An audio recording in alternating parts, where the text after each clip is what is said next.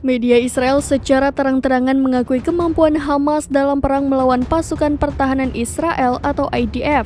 Pasalnya Hamas berhasil membuat IDF kewalahan dalam perang. Selain itu, Hamas juga berhasil memecah belah kabinet Israel. Dilansir dari Pars Today, hal itu ditulis media rezim Zionis pada Kamis 30 November.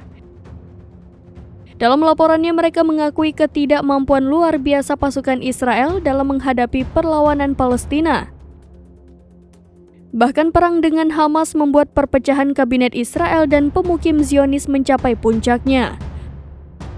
Menurut laporan tersebut, perpecahan besar ini merupakan pertama kalinya terjadi di Israel.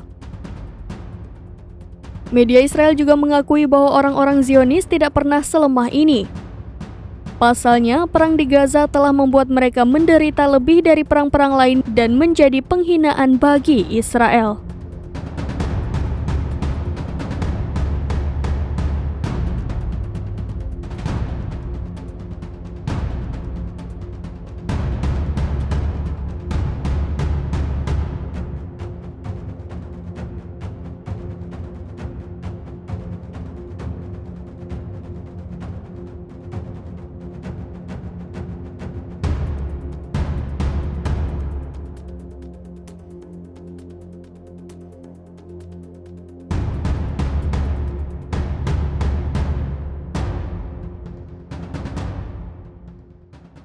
Download Tribun X sekarang, menghadirkan lokal menjadi Indonesia.